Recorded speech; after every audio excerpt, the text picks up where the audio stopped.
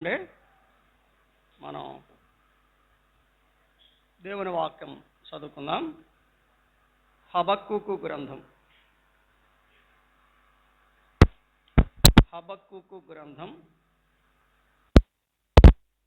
అధ్యాయం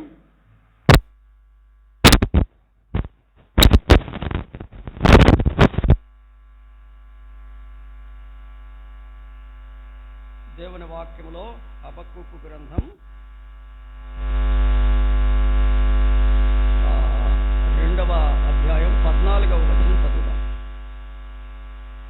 ఏలయనగా సముద్రము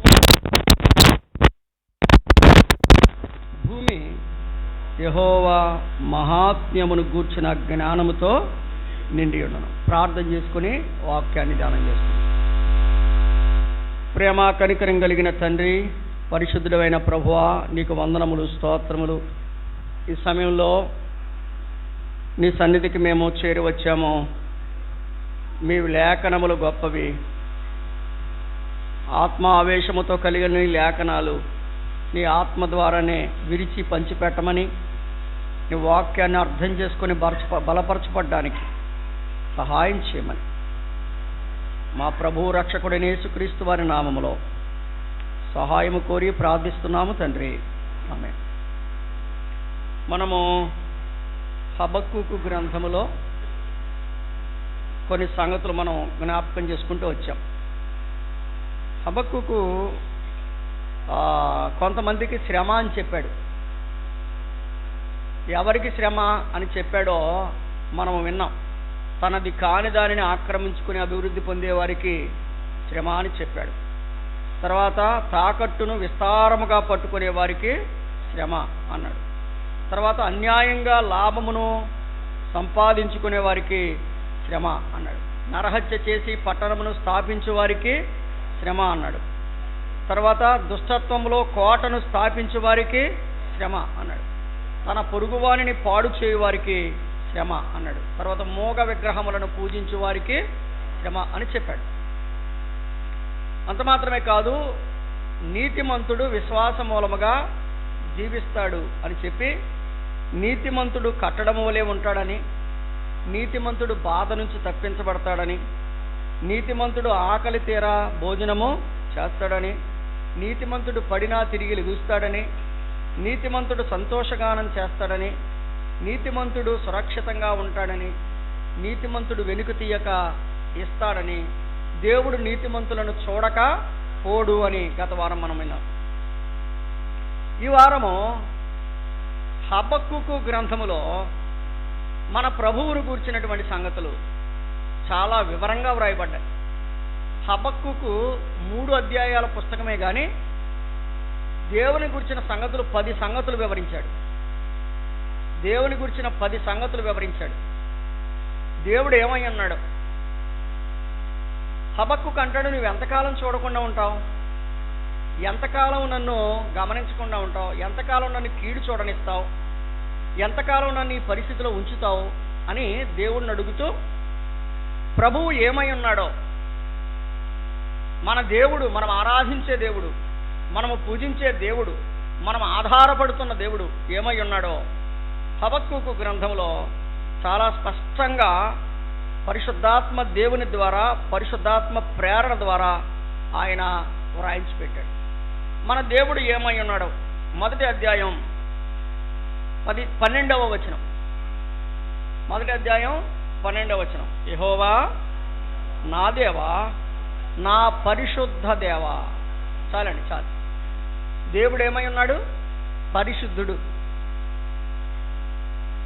దేవుని యొక్క గుణ లక్షణాలు మనము గమనించాలి, గుర్తించాలి. ఆయన పరిశుద్ధ దేవుడు, ఆయన పరిశుద్ధుడు.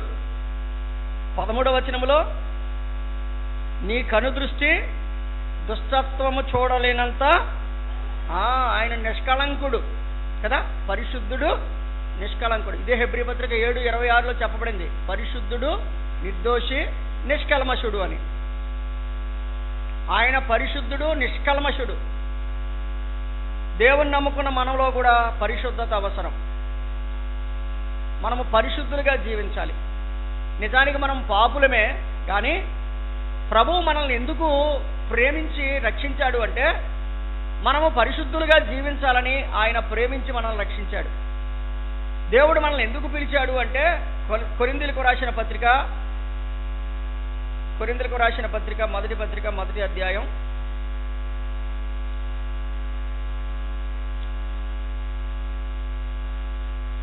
2వ వచనం. కొరింథీలో ఉన్న దేవుని సంఘమునకు, చూడండి, కొరింథీలో ఉన్న దేవుని సంఘమునకు అనగా క్రీస్తు యేసునందు పరిశుద్ధ పరచబడిన వారై పరిశుద్ధులుగా ఉండుటకు పిలువబడిన వారికి అని రాయబడింది. పరిశుద్ధ పరచబడ్డాము, పరిశుద్ధులుగా ఉండాలని దేవుడు కోరుకుంటున్నాడు. ఒకసారి మనం వెనక్కి తిరిగి చూసుకుందాం. మనం ఎంత పరిశుద్ధంగా బ్రతుకుతున్నాం. మాటలో, చూపులో, ప్రవర్తనలో పరిశుద్ధత చాలా అవసరం. ఆయన ముమ్మాటికి పరిశుద్ధుడని యెషయా గ్రంథంలో, ప్రకటన గ్రంథంలో మనం గతంలో చూసాం. ఆయన పరిశుద్ధుడు. ప్రకటన గ్రంథంలో కూడా ఆయన పరిశుద్ధుడు. కాబట్టి ఆయన నమ్మిన మనం కూడా పరిశుద్ధులమై ఉండాలి. మన ప్రభువు ఏమై ఉన్నాడు అంటే ఆయన పరిశుద్ధుడు, నిష్కల్మషుడు కదా. ఆయన చూపెటువంటిదట, ఆయన దుష్టత్వమును చూడలేనంత నిష్కళంకమైనటువంటి వాడు. ద్వితీయోపదేశకాండము 32వ అధ్యాయము,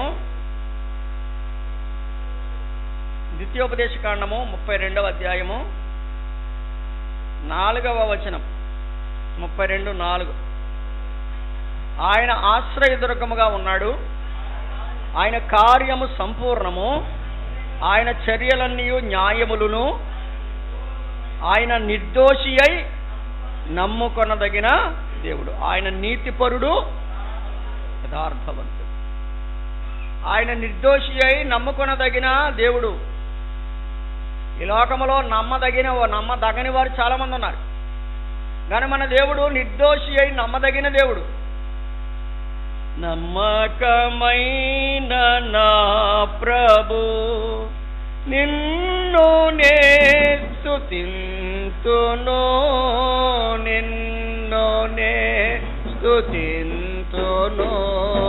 నమ్మకమైన నా ప్రభు. ఆయన నిర్దోషి అయి నమ్మదగిన దేవుడు. సమూయేలు మొదటి గ్రంథం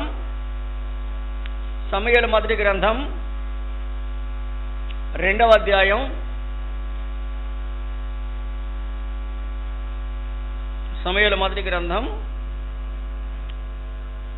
అధ్యాయం 2వ వచనం. యెహోవా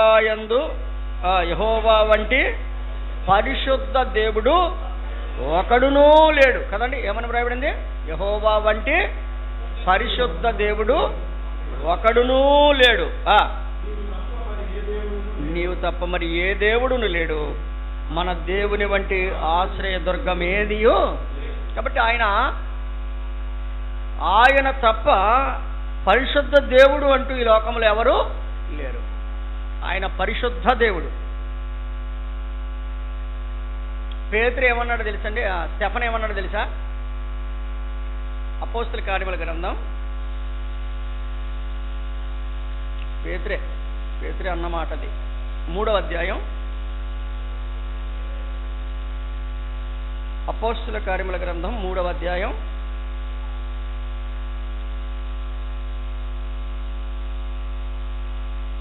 14వ వచనం. 3:14. మీరు పరిశుద్ధుడును నీతిమంతుడైన వానిని నిరాకరించి నరహంతకుడైన మనుషుని మీకు అనుగ్రహింపమని. ఇదిగో, మీరు పరిశుద్ధుడైన దేవుణ్ణి నిరాకరించారు.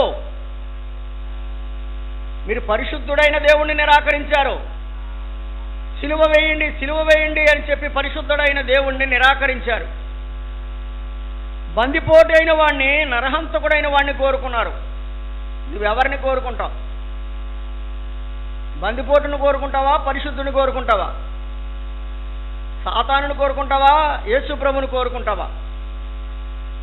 ఆనాడు యూదులు రోమియుల సామ్రాజ్యంలో మాకు యేసు ప్రభు అవసరం లేదు, ఆయన పరిశుద్ధుడైనా ఆయన మాకు అవసరం లేదు. ఆయన అద్భుతాలు చేసినా ఆయన మాకు అవసరం లేదు. ఆయన మాకు అన్నం పెట్టినా ఆయన మాకు అవసరం లేదు.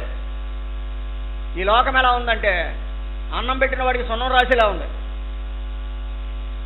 ఏమంటారు? అంతే కదా. అన్నం పెట్టాడు కానీ నిరాకరించారు.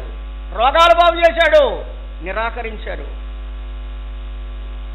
అద్భుతాలు చేశాడు, చనిపోయిన వారిని సైతం లేపాడు. ఆయన పరిశుద్ధుడైన వారిని మీరు ఏం చేశారు? నిరాకరించారు. గమనించండి, మనం ఈ రోజున పరిశుద్ధ దేవుణ్ణి అంగీకరిస్తున్నామా, నిరాకరిస్తున్నామా? ప్రాణం త్యాగం చేసెను నీకై యేసుడు, పాపం శాపం తెచ్చెను నీకు దుష్టుడు. ప్రాణం త్యాగం చేసెను నీకై యేసుడు, పాపం శాపం తెచ్చెను నీకు దుష్టుడు.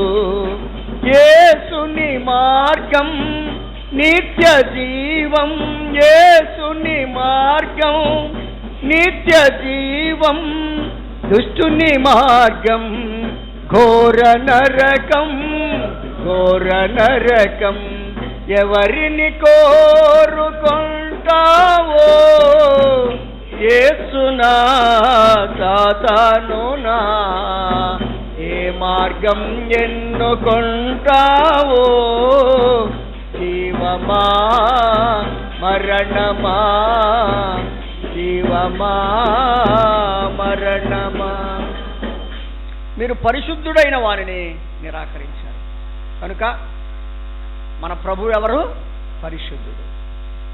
రెండవదిగా 12వ వచనంలోనే చదువుదాం చూడండి. 1వ అధ్యాయం 12వ వచనం, హబక్కూకు గ్రంథం 1వ అధ్యాయం 12వ వచనం. యెహోవా నా దేవా, నా పరిశుద్ధ దేవా, ఆది నుండి నీ ఉన్నవాడవు కావా. ఎప్పటి నుంచి ఉన్నాడు ఈయన?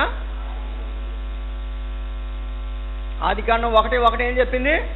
ఆది యందు దేవుడు. ఏమని చెప్పింది? ఆది యందు దేవుడు. ఆది నుండి ఉన్నవాడవు కావా. ఆయన ఎప్పటి నుంచి ఉన్నాడు? ఆది నుంచి ఉన్నాడు. ప్రభు అన్నాడు, నేనే అల్ఫా ఒమేగా, ఆదియు అంతము. ఆయన ఆది నుండి ఉన్నవాడు అని వ్రాయబడింది.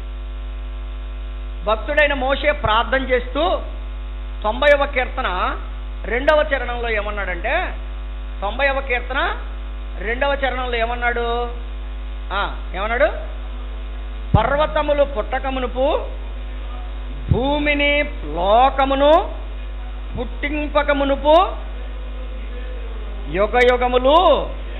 మీరు గమనించాలి, ఈ దేవుడు భూమి పుట్టిన తర్వాత దేవుడా, భూమి పుట్టకముందు దేవుడా? భూమి పుట్టిన తర్వాత మనం లెక్కలేసుకుంటున్నాం. భూమి పుట్టి ఇన్ని సంవత్సరాలు అయిందంట, భూమి పుట్టి మనిషి పుట్టి ఇన్ని సంవత్సరాలు అయిందంట అని లెక్కలేసుకుంటున్నాం. మనం భూమి పుట్టిన తర్వాత లెక్కలేస్తున్నాం. కానీ దేవుడు భూమిని లోకమును పుట్టింపకమునుపు, అంటే లోకం ఏర్పడిన తర్వాత లక్షల సంవత్సరాలకి నువ్వు నేను పుట్టి, ఇప్పుడు మనం దేవుణ్ణి అడుగుతున్నాం. దేవుడికి వయసు ఎంత అంట? దేవుడు ఎప్పుడోడంట? నిన్న మొన్న దేవుడే కదా. ఇది మన లెక్కలో. కానీ ఆయన ఎప్పుడు వాడు తెలుసా? అసలు భూమిని లోకమును పుట్టింపకమునుపు.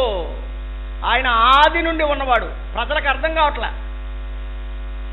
ప్రజలకు అర్థం కాక ఆయన నిన్న మొన్నటి వాడు అనుకుంటున్నారు. ఆయన భూమిని ఆకాశమును పుట్టింపకమునుపు నీవే దేవుడు. 93వ కీర్తన 2వ చరణం చదువుదాం చూడండి. 93:2. పురాతన కాలము నుండి నీ సింహాసనము స్థిరమాయను, సదాకాలము ఉన్నవాడవు. సదాకాలము ఉన్నవాడు. ఆయన సింహాసనము స్థిరము. పురాతన కాలము నుండి ఆయన సింహాసనము స్థిరము. గమనించినట్లయితే ఆయన సదాకాలము ఉన్నవాడు. ఇదే తిమోతికి రాస్తూ పౌలు గారు చెప్పాడు. ఏమని చెప్పాడు చూడండి. తిమోతి మొదటి పత్రిక మొదటి అధ్యాయం, తిమోతి మొదటి పత్రిక మొదటి అధ్యాయం 17వ వచనం చూడండి. సకల యుగములలో రాజయ్యుండి, కదండి ఆయన ఎవరట? కాబట్టి నువ్వు యుగానికి ఒక రాజుని చెప్తున్నావు, నువ్వు యుగానికి ఒక రాజు అనుకుంటున్నావు, నువ్వు యుగానికి ఒక దేవుడు అంటున్నావు, యుగానికి ఒక రాజు అంటున్నావు. కానీ బైబిల్ గ్రంథంలో ఉన్న దేవుడు సకల యుగములలో రాజు, ఆది నుండి ఉన్నవాడు, ఆది నుండి ఆయన సింహాసనం ఉన్నది, ఆయన పర్వతములు భూమిని పుట్టింపకమునుపు ఆయన దేవుడు. బైబిల్ చెప్తున్న సత్యం ఏంటంటే సకల యుగములలో రాజయ్యుండి అక్షయుడు, అదృశ్యుడు, అద్వితీయుడు కదా. ఆయన ఎవరు? అక్షయుడు, అదృశ్యుడు, అద్వితీయుడు. ఆయన క్షేము కానివాడు. ఒక సంవత్సరం ఉండి మరలా సంవత్సరానికి పోయేవాడు కాదు, ఒక యుగంలో ఉండి మళ్ళా యుగానికి పోయేవాడు కాదు. ఆయన అక్షయుడు, ఆయన అదృశ్యుడు అంటే ఎవరికి కనబడేవాడు కాడు, ఆయన అద్వితీయుడు అంటే ఆయన వంటి వాడు మరొకడు లేడు. దేవుని వాక్యం చెప్తుంది ఆయన సకల యుగములలో రాజయ్య. హెబ్రీలకు రాస్తూ మొదటి అధ్యాయం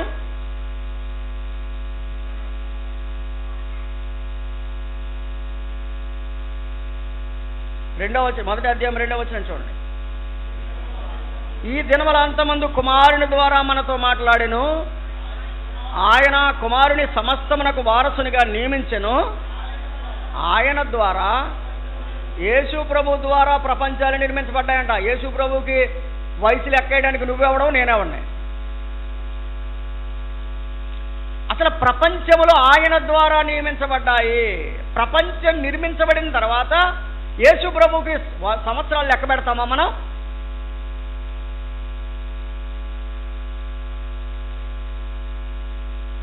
ముందొచ్చిన చెవుల కంటే వెనకాల వచ్చిన కొమ్ములు వాడని, వెనకాల వచ్చిన కొమ్ములు ఇప్పుడు ఆయన లెక్కెడుతున్నాయి. ఆయన అంతటి వాడు 2000 సంవత్సరాల క్రితం వాడే కదా. నో, పరిశుద్ధ గ్రంథం, నేను నమ్మే దైవ గ్రంథం, నేను నమ్మే బైబిల్ గ్రంథం అలా చెప్పట్లా.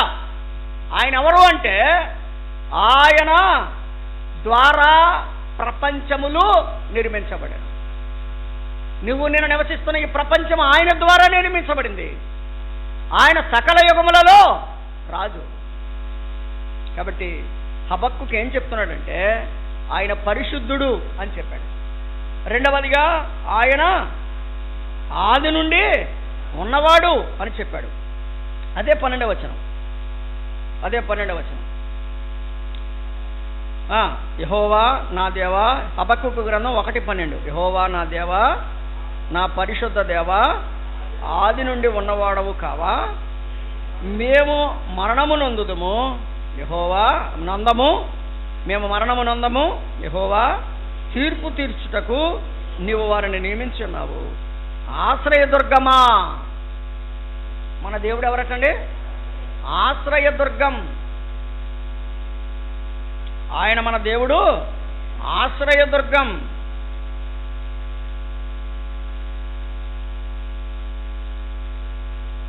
దేవుడు ఇశ్రాయేలీయులతో చెబుతూ యోర్దానికి అవతల మూడు ఆశ్రయపురాలు ఉండాలి అని చెప్పాడు. ఆ ఆశ్రయపురానికే మరొక పేరు ఆశ్రయదుర్గము.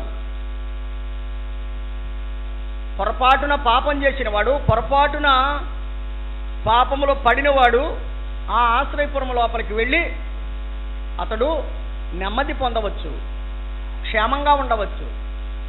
కాబట్టి నేను అంటాను, మనమందరం పాపం చేశాం. మనము క్రీస్తు ప్రభు అనే ఆశ్రయదుర్గంలోకి వెళ్ళి మనం ఎలా ఉండవచ్చు? క్షేమంగా ఉండవచ్చు. రోమాపత్రిక 8:1 చెప్పిన సత్యం అదే. క్రీస్తు యేసునందున్న వారికి ఏ శిక్ష విధియలేదు. ద్వితీయోపదేశకాండము 32వ అధ్యాయం.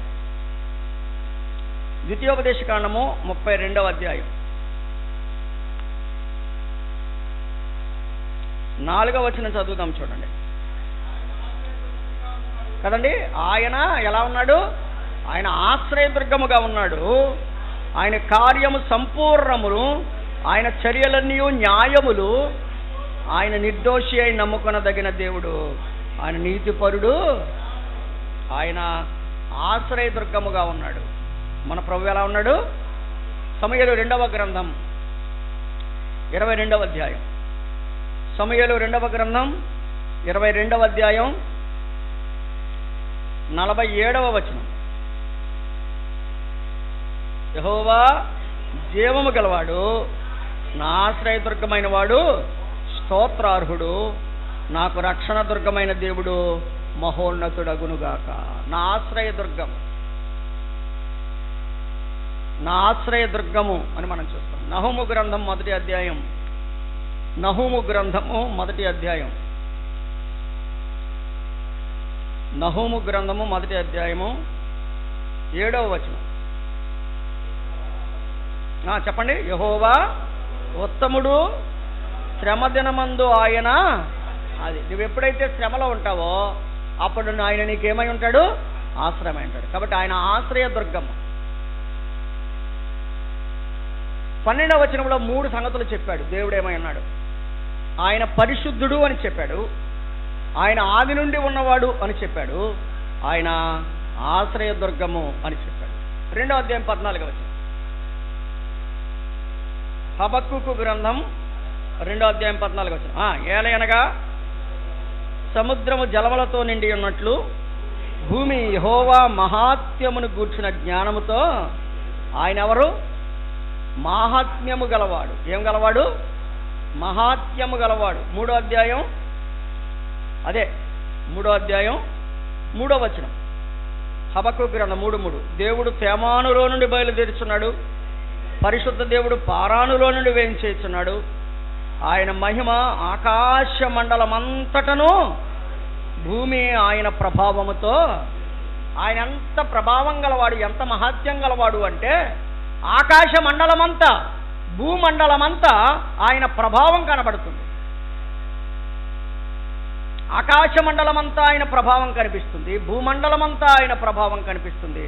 ఆయన ప్రభావము గలవాడు అని మనం దేవుని వాక్యం, మహాత్మ్యము గలవాడు మనం చూస్తున్నాం. యోబు గ్రంథం 37వ అధ్యాయంలో, యోబు గ్రంథం 37వ అధ్యాయం 23వ వచనం. 33:27. సర్వశక్తుడగు దేవుడు, మాహాత్మ్యము గలవాడు, ఆయన మనకు అగోచరుడు, అంటే గోచరం అంటే కనిపించడు. ఆయన న్యాయమును నీతిని ఆయన ఏమాత్రమును చెరపడు. సర్వశక్తుడకు దేవుడు మహాత్మ్యము గలవాడు. మన దేవుడు మహాత్మ్యం గలవాడు. అందుకని రాయబడింది, ఏమని రాయబడిందంటే ఆయన తన మహత్తు గల మాట చేత మహాత్మ్యము గలవాడు, సమస్తమును నిర్వహించువాడు, మహాత్మ్యము గలవాడు. భూమి అంతటా ఆయన మహాత్మ్యం ఉంది, ఆకాశం అంతటా ఆయన మహాత్మ్యము ఉంది. కాబట్టి దేవుని వాక్యం, సర్వశక్తుడకు దేవుడు మహాత్మ్యము గలవాడు అని వ్రాయబడింది. పేతురు ఏమన్నాడంటే, యేసు ప్రభు మహాత్మ్యం గలవాడు, నన్ను, యాకోబుని, యోహాన్ని తీసుకుని కొండ మీదకి వెళ్ళాడు. ఆ కొండ మీద ఆయన మహాత్యాన్ని మేము చూసాం. భూమి మీద ఆయన మహాత్యాలు మేము చూసాం. భూమి మీద అన్నం పెట్టాడు, రోగం తగ్గించాడు, మరణాన్ని అనుభవించిన వాడిని మరణంలోంచి బయటికి తీసుకొచ్చాడు. ఇవన్నీ మేము చూసాం. అంత మాత్రమే కాదు, మేము కొండ మీదకి వెళ్ళినప్పుడు ఆయన మహాత్యాన్ని మేము చూసాం. పేతురు 2వ పత్రిక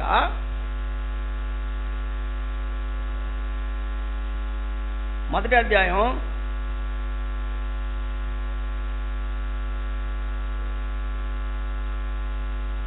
17వ వచనం చదువుతారా? ఏమంటాడండి? ఆయన మహాత్మ్యమును మేము కన్నులారా చూచిన వారమైతిమి. ఈయన నా ప్రియకుమారుడు, ఈయనందు నేను ఆనందించుచున్నానను ఒక శబ్దము మహాదివ్య మహిమ నుండి ఆయన యొద్దకు వచ్చినప్పుడు, తండ్రి అయిన దేవుని వలన ఘనతయు మహిమయు ఆయన పొందగా, మేము ఆ పరిశుద్ధ పర్వతము మీద ఆయనతో కూడా ఉండిన వారమై, ఆ శబ్దము ఆకాశము నుండి రాగా ఆయన మహాత్యాన్ని మేము ఆ ఎత్తైన కొండ మీద మేము చూసాం. ఒక మాట చెప్తారండి, వినండి. ఎంతమంది చూశారు అది? ఎంతమంది చూశారు? ఏంటి నేను ఎలా చెప్తున్నాను కూడా మాట్లాడతలేదు ఎవరన్నా? పేతురు, యోహాను ముగ్గురే. మరి మిగిలిన 9 మంది సంగతి ఏంటి? శిష్యులా కాదా? శిష్యులే. ఎందుకు చూడలేకపోయారు? ప్రభువుతో పాటు వారు నడవలేకపోయారు, ప్రభువుతో పాటు వారు ఎక్కలేకపోయారు, ప్రభువుతో సన్నిహితంగా ఉండలేకపోయారు. అమ్మా అయ్యా, దేవుని మహాత్మ్యము నీలోనూ నాలోనూ చూడాలి, దేవుని మహాత్మ్యం మన జీవితాలలో మనం అనుభవించాలి అంటే ప్రభువుతో ఉండాలి, ప్రభువుతో నడవాలి. ప్రభు ఎక్కడికి నడిపిస్తే అక్కడికి మనము నడవాలి. ప్రభు ఎక్కించిన ఎత్తైన స్థలాలకు మనము వెళ్ళాలి.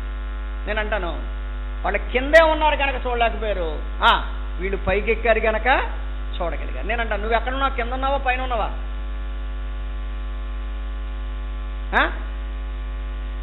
మనం ఎక్కడున్నాం?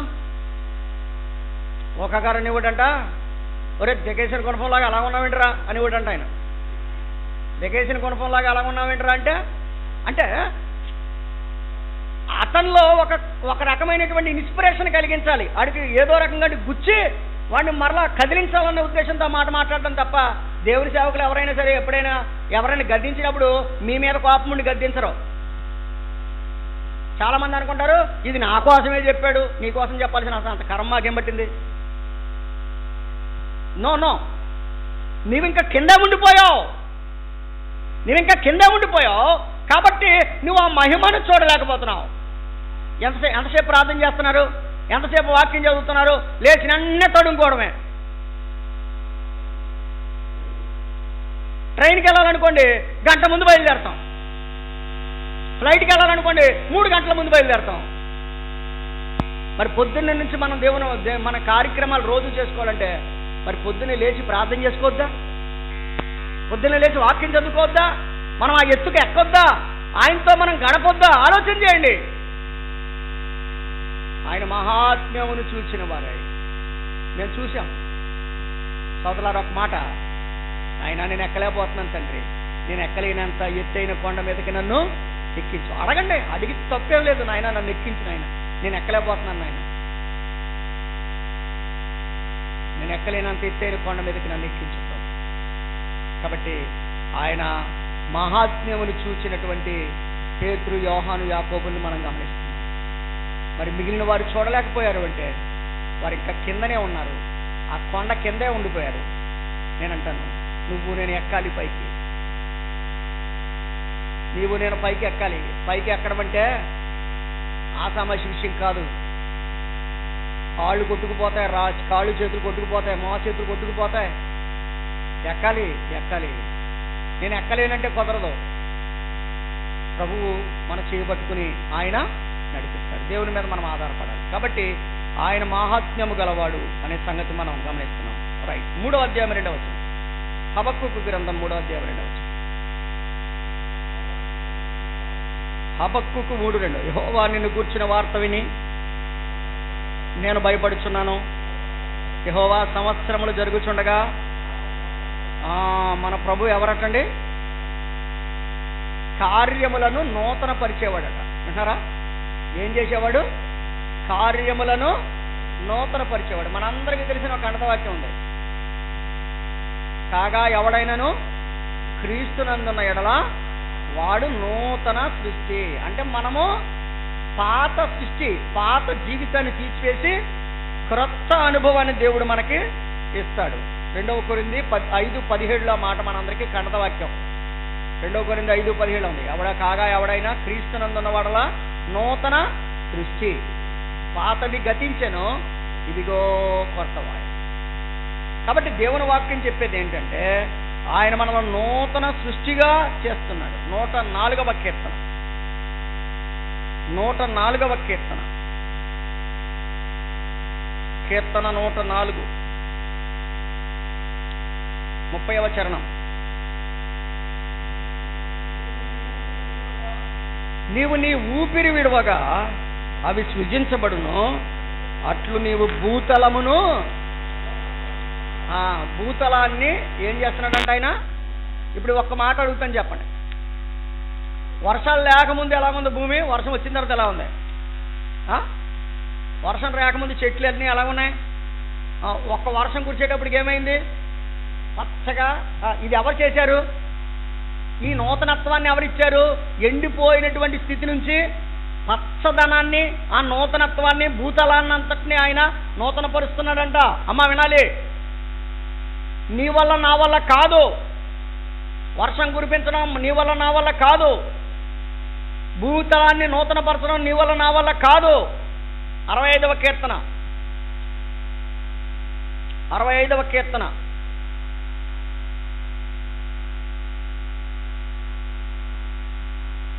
9వ చరణం. నీవు భూమిని దర్శించి దానిని తడుపుచున్నావు, దానికి మహదైశ్వర్యము. విన్నారా? తడిపి మహదైశ్వర్యాన్ని ఇస్తున్నాడు. అంటే భూతలాన్ని ఆయన ఏం చేస్తున్నాడు? నూతన పరుస్తున్నాడు. యెషయా గ్రంథం 43వ అధ్యాయం. యెషయా గ్రంథం 43వ అధ్యాయం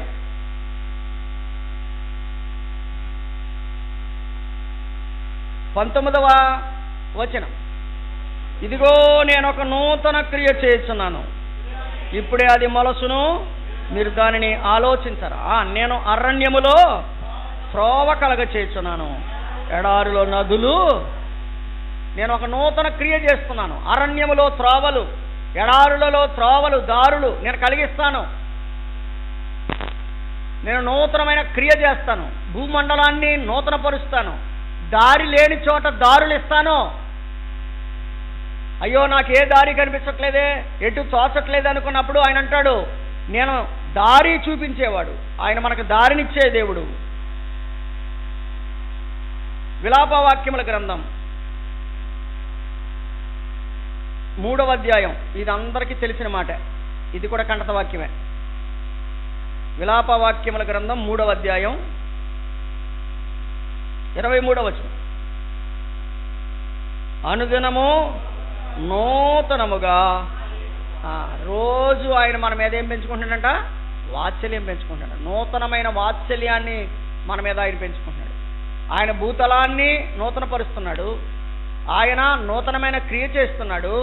అనుదినము ఆయన నూతనమైన వాత్సల్యాన్ని మన మీద పెంచుకుంటాడు. అంటే నిన్న మనం ఆయన కోపం రప్పించాం, కానీ ఆ కోపాన్ని మర్చిపోయాడు ఆయన. ఈ రోజున ఏం తెచ్చుకున్నాడు? వాత్సల్యం తెచ్చుకున్నాడు. ఒక దైవజనుడు ఇలా చెప్పాడు, అరే వినండి, ఒక దైవజనుడు ఇలా చెప్పాడు, అమ్మ చదువుకునే పిల్లల జాతకం అనాలి. ఆ దైవజనుడు వాళ్ళ నాన్న దగ్గరికి వెళ్ళి ప్రోగ్రెస్ కార్డులు చూపించాడంట. Progress card. అప్పుడు ఇదివరకు ప్రోగ్రెస్ కార్డులు ఇచ్చేవారు, ఇప్పుడు ఇస్తున్నారులేండి. ఇదివరకు మాకు క్వార్టర్లకు ఒకసారి, ఆఫర్లకి ఒకసారి ఇచ్చేవారు. ఆ క్వార్టర్లీది ఆ ప్రోగ్రెస్ కార్డు చూసి ఆ తండ్రి గుయ్యమనిలో కొట్టాడంట. ఎవరిని? ఆ సేవకుడిని కొట్టి, జాగ్రత్త, రెక్కల ముక్కలు చేసుకుని రాత్రి పగలు అనే భేదం తెలియకుండా ఎంతో చెమటోడిస్తే నీకు ఫీజులు కట్టడానికి అవుతుందిరా, నువ్వు ఇలా చేస్తే ఎలాగా అని కొట్టాడంట. సరే అని అది అట్టుకుని మళ్ళీ సంతకం చేయించుకుని వెళ్ళిపోవాలి కదా. మధ్యాహ్నం బడికి భోజనానికి వచ్చి ఉంటాడు మనోడు, పట్టుకుని వెళ్ళిపోయాడంట. పట్టుకుని వెళ్ళిపోయాలి, నాన్న సంతకం చేశాడో లేదో మరి తెలియదు, కానీ పట్టుకెళ్ళి మాస్టర్కి ఇచ్చేసి మళ్ళీ సాయంత్రం వచ్చాడంట. సాయంత్రం వచ్చేటప్పటికి భయంతో ఉన్నాడు, ఏం చేస్తాడా మా నాన్న అని. ఏం చేస్తాడా మా నాన్న, పొద్దున్నే కొట్టాడు, ఇప్పుడు ఏం చేస్తాడో అని చెప్పేసి భయపడతా ఉంటే, రే నడు లోపలికి అన్నాడంట. నడు లోపలికంటే ఉన్న ప్రాణం ఉన్నట్టుగానే అయిపోయింది. లోపలికి వెళ్ళేటప్పటికి బిర్యానీ వాసన వస్తుందంట. లోపలికి వెళ్ళేటప్పటికి ఏమవుతుంది? బిర్యానీ వాసన వస్తుందంట. సరే ఆవిడ చూసింది పొద్దున అన్నిని, వాళ్ళ అమ్మ చూసింది. ఈయనకి అన్నం పెట్టిందంటే ఆడికి పెట్టలేదంట. ఎవరికే? కొడుక్కి. అప్పుడు ఆయన అన్నాడంట, ఏయ్ అమ్మ వాడికి కూడా అన్నం పెట్టాను. ఇద్దరికి ప్లేట్లు పెట్టాడంట. ఇదేంటి అంత మొత్తం వ్యాపారం తేడాగా ఉందేంటి? పెట్టిన తర్వాత కొడతాడా ఏంటి? అంతే కదా. ఇప్పుడు పెట్టి మళ్ళీ తర్వాత కొడతాడా ఏంటి అని చెప్పేసి వ్యాపారం తేడాగా ఉందండి అని చెప్పేసి ప్లేట్లో పక్కన కూర్చుంటే ఒక ముద్ద కలిపి ఆడి నోట్లో పెడతా అన్నాడంట. నాన్న, ఈ కష్టం అంతా ఎవరి కోసం రా? నీకోసం కదా. పొద్దున కొట్టింది ఎందుకు? నువ్వు బాగుపడతావునే, నీ మీద నాకేమీ కోపం లేదు అని చెప్పి ఆ అన్నం పెడితే ఇంతకీ పొద్దున్నున్న కోపం సాయంత్రానికి ఏమైంది? వాత్సల్యంగా మారిపోయింది. ఆయన అన్నాడు, నేను ఈ రోజున ఈ దైవ గ్రంథాన్ని పట్టుకుని నేను సేవ చేయగలుగుతున్నానంటే, ఎంతో కొంత చదువుకొని ఇంజనీరింగ్ చేసి దేవుని నేను సేవ చేయగలుగుతున్నాను అంటే, ఆ రోజున నా తండ్రి నన్ను గద్దించాడు. ఆయనకు నూతనంగా వాత్సల్యము నా పట్ల పుట్టింది. అమ్మాయ్యా, చదువుకునే పిల్లలు జాగ్రత్త. మీకు అదే చెప్పేది. రెక్కల మొక్కలు చేసుకొని ఉండో లేకో తినకో మిమ్మల్ని కష్టపడి చదివిస్తుండగా మీరు చేయాల్సిందల్లా ఏంటంటే మీ డ్యూటీ మీరు ఖచ్చితంగా చేయండి. రేపొద్దున్న ఉద్యోగాలు వచ్చి జీతాలు సంపాదించుకుంటే మాకేం నెత్తి మీద ఏం రాయి పెట్టరు మీరు. ఆ సంగతి మాకు అందరికీ తెలుసు. మీ అంతట మీరు మీ కాళ్ళ మీద మీరు నిలబడి మీ బ్రతుకు మీరు బ్రతకాలని తల్లిదండ్రులు ఆశిస్తారు. దేవుని వాక్యం చెప్తుంది, దేవుని ఎరిగిన పిల్లల తల్లిదండ్రులను కూడా జాగ్రత్తగా చూడాలి. కాబట్టి అనుదినము నీకు వాత్సల్యము పుట్టించున్నాడు. కాబట్టి ఆయన నూతనముగా వాత్సల్యం పుడుతుందంట ఆయనకి రోజు. నేను మాట ఎందుకు చెప్పానంటే, పొద్దున కోపం వచ్చింది, సాయంత్రానికి ఆయనకి ఏం పుట్టింది? వాత్సల్యం పుట్టింది. అమ్మా, మన తండ్రి నిన్న మనం చేసిన పాపాలన్నీ ఈ రోజు మర్చిపోయాడు. బతికి ఉన్నామంటే ఆయన ఏం కలిగి ఉన్నాడు? మనకి వాత్సల్యత కలిగి ఉన్నాడు. కాబట్టి ఆయన మహావాత్సల్యము గలవాడు అని మనం చూస్తున్నాం. తర్వాత 3వ అధ్యాయము 2వ వచనములోనే మరలా చదవండి. మరలా 2వ వచనం.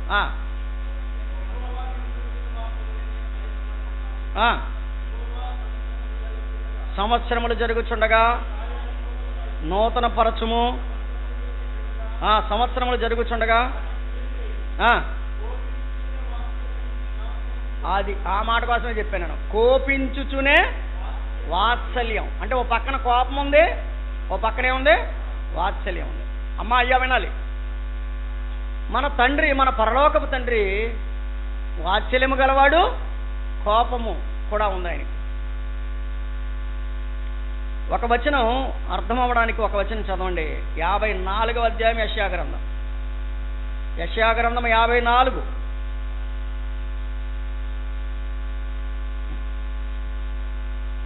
గ్రంథం 54వ అధ్యాయం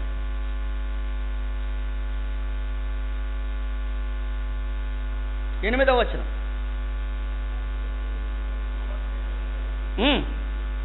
మహోద్రేకము కలిగి నిమిషమాత్రము నీకు విముఖుడనైతిని, నిత్యమైన కృపతో నీకు వాత్సల్యము చూపుదును అని నీ విమోచకుడగు యెహోవా.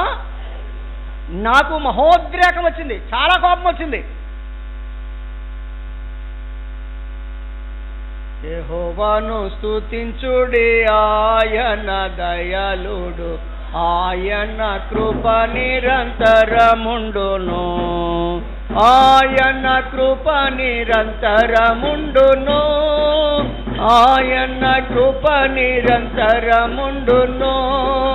యెహోవాను స్తుతించుడి, ఆయన దయాళుడు.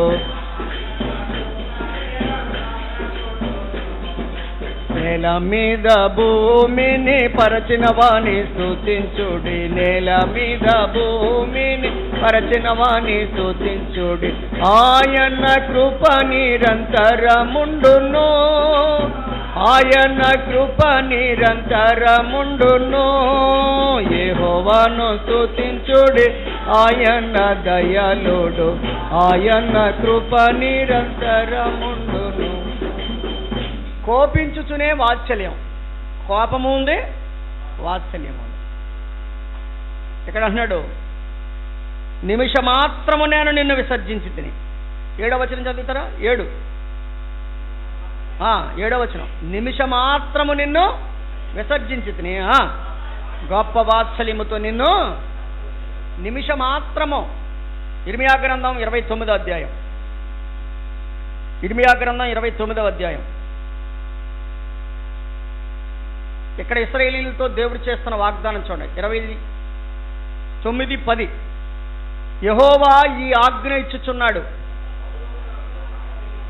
బబులోను రాజ్యమునకు 70 సంవత్సరములు గతించిన తర్వాతనే మిమ్మల్ని గూర్చి నేను పలికిన శుభవార్త నెరవేర్చి ఈ స్థలమునకు మిమ్మల్ని తిరిగి రప్పించినట్లు నేను మిమ్మను 70 సంవత్సరాలు మీరు తిప్పలబడిన తర్వాత, అంతేనా దాని అర్థం?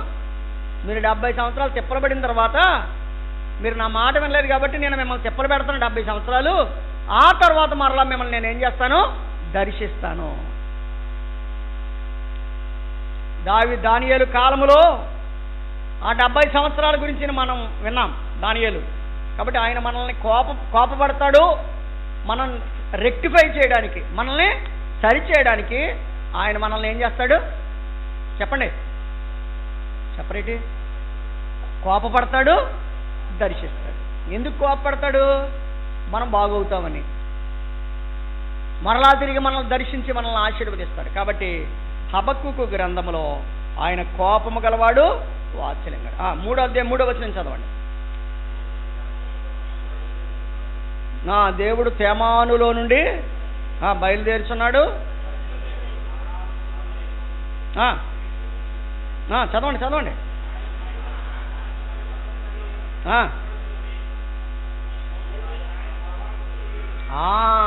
భూమి ఆయన ప్రభావముతో. కాబట్టి ఆయన ఎవరు? ప్రభావము గలవాడు కదా. ఆయన ఎవరండి? ఆయనకేముంది? ప్రభావం. భూమి ఆయన ప్రభావముతో నిండి ఉన్నది.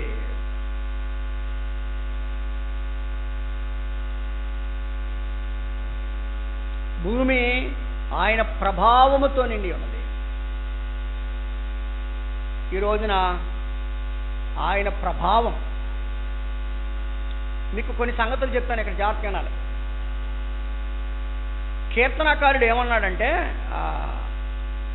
33వ కీర్తన 3 మొదటి వచనం ఏముందో చూడండి.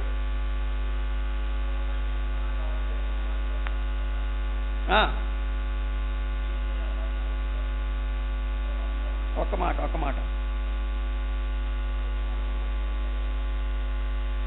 3వ అధ్యాయం మొదటి వచనము.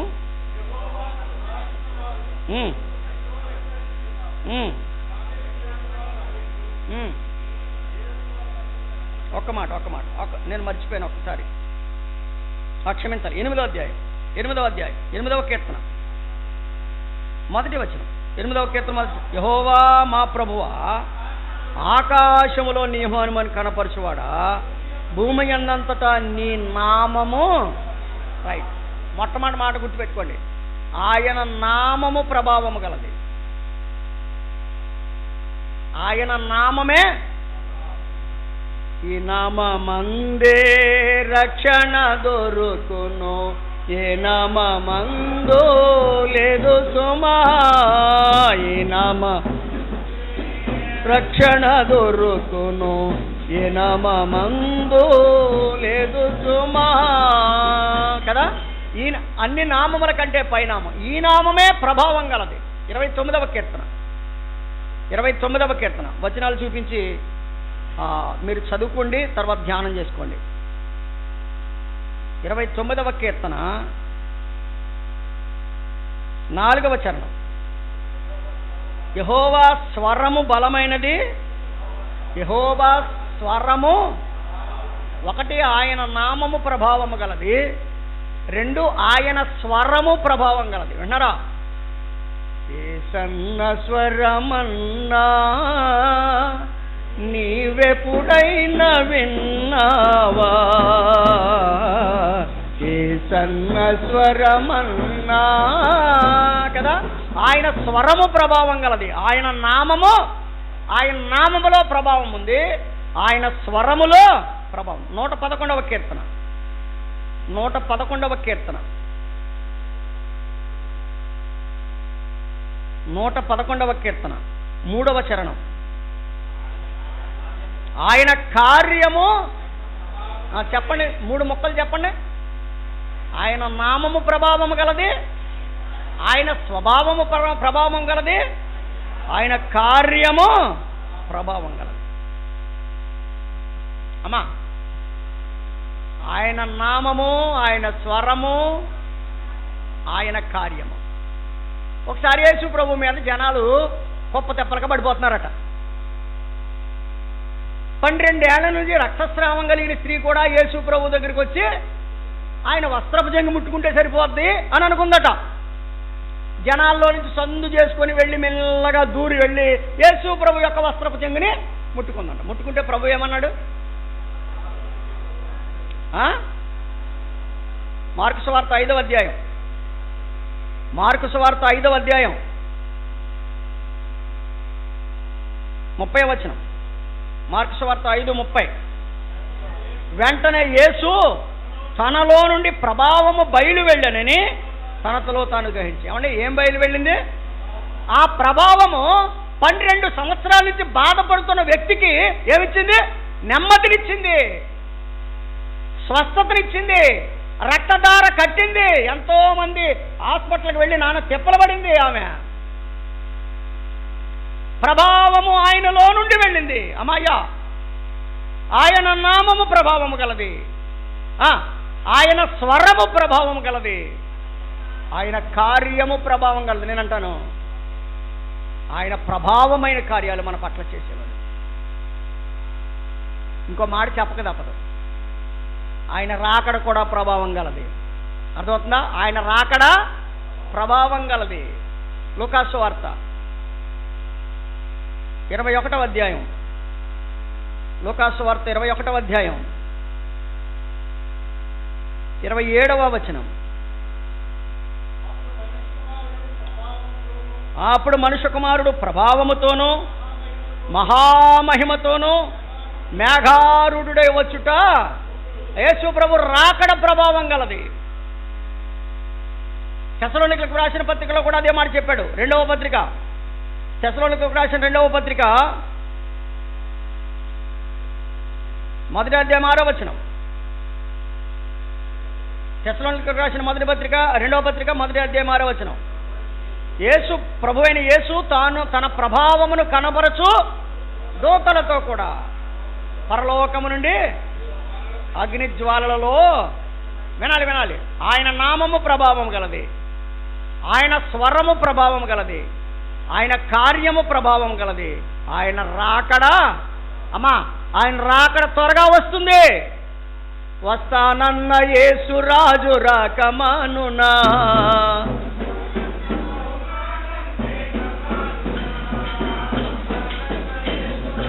రాకమానునా, తెస్తానన్న బహుమానం తేకమానునా కదా.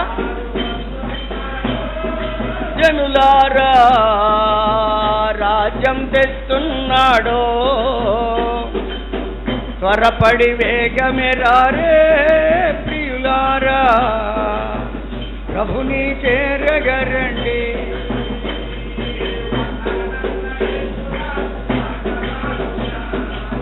తానన్న బహుమానం చేకమానునా కదా. ఆయన రాకడ ప్రభావం గలది. ఒక్క మాట చెప్తాను మళ్ళీ, ఇక్కడ మందిరంలో కూర్చున్న వాళ్ళందరూ ఎత్తబడరు, మందిరానికి కానుకలు ఇచ్చిన వాళ్ళందరూ ఎత్తబడరు, మందిరం దగ్గర పనిచేసిన వాళ్ళందరూ ఎత్తబడరు.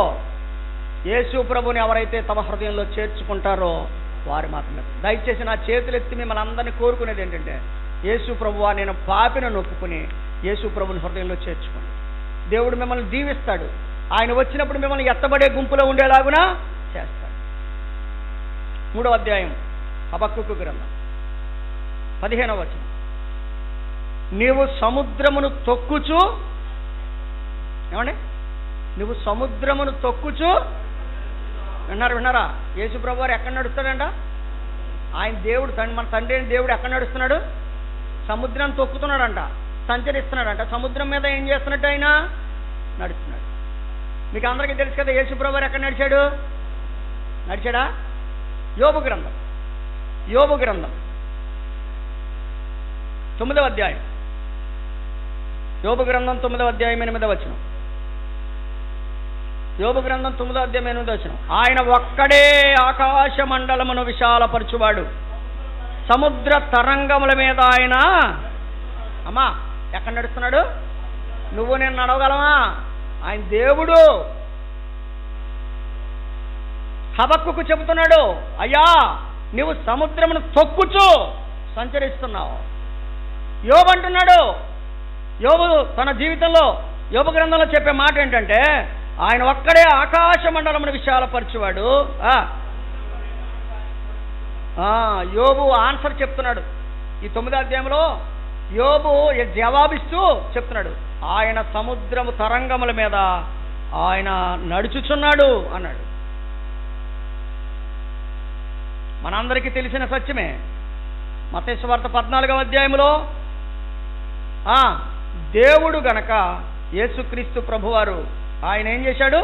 14:25 రాత్రి 4వ జామున ఆయన సముద్రము మీద నడుచుచు వారి వద్దకు. కాబట్టి కొంతమంది యెహోవాయే దేవుడు, యేసు ప్రభు దేవుడు కాదని వాళ్ళు కొంతమంది ఉన్నారు బ్యాచ్. ఈ బ్యాచ్కి చెప్పేది ఏంటంటే, ఆయన సముద్రం మీద నడిచాడు, అదే శక్తి కలిగిన యేసుక్రీస్తు ప్రభు, ఆయన తండ్రి కుమార పరిశుద్ధాత్మ ఏకమై ఉన్న ప్రభు, ఆయన కూడా ఎక్కడ నడిచాడు? నీళ్ల మీద నడిచాడు. కాబట్టి ఆయన సముద్రము మీద నడిచే దేవుడు, సముద్రమును తొక్కుచూ సంచరించే దేవుడు. నేను ఇక్కడికి 8 సంగతులు చెప్పాను.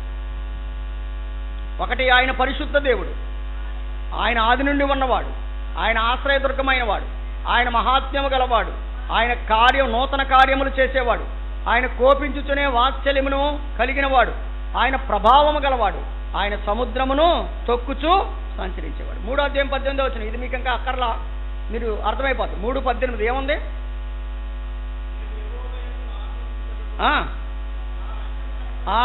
దేవుడు ఎవరటండి? ఆయన రక్షణకర్త. ఎవరండి ఆయన? రక్షణకర్త. అమ్మా, ఆయన రక్షణకర్త. నీ రక్షణకు కారకుడు ఆయన రక్షణకర్త. 9వదిగా ఆయన రక్షణకర్త. 19వ వచనం. రక్షణకర్త దగ్గర నేను ఎందుకు ఆగుతున్నానంటే, ఆయన రక్షణకర్త, ఆయన సమాధానకర్త, ఆయన విశ్వాసానికి కర్త, ఆయన ఆదరణకర్త, ఆయన ఆలోచనకర్త. చాలా సంగతులు ఉన్నాయి. ఆయన రక్షణకర్త అంటే రక్షణ ఎక్కడ దొరుకుతుంది? ఆయన దగ్గరే.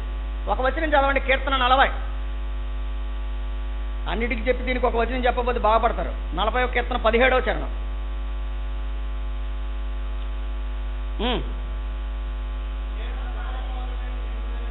నేను శ్రమల పాలై దీనుడనైతిని, ప్రభువు నన్ను తలంచుకొనుచున్నాడు, నా సహాయము నీవే. నేను శ్రమలలో ఉన్నప్పుడు నా రక్షణకర్త, నేను బాధలలో ఉన్నప్పుడు నా రక్షణకర్త. కాబట్టి దేవుడు ఎవరు? రక్షణకర్త. ఆఖరిగా 19వ వచనం, 3:19 ప్రభువు యెహోవాయే. రైట్. దేవుడు ఎవరండి? దేవుడు ఎవరు? బలము, బలమైన దేవుడు కదా. ఎవరు మన దేవుడు? బలమైన దేవుడు. దినవృత్తాంతంలో 2వ గ్రంథం 12వ అధ్యాయం. దినవృత్తాంతంలో 2వ గ్రంథం 12వ అధ్యాయం 9-10 వచనాలు చదువుతాం చూడండి. ఐగుప్తు రాజైన శీషకు యెరూషలేము మీదకి వచ్చి యెహోవా మందిరపు భక్షములన్నిటినీ, రాజనగర్లోని భక్షములన్నిటినీ దోచుకుని సొలొమోను చేయించిన బంగారులను తీసుకుని పోయాను.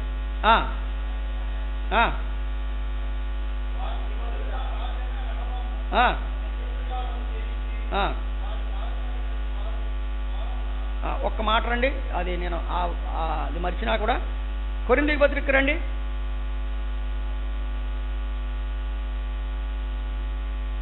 రెండవ పత్రిక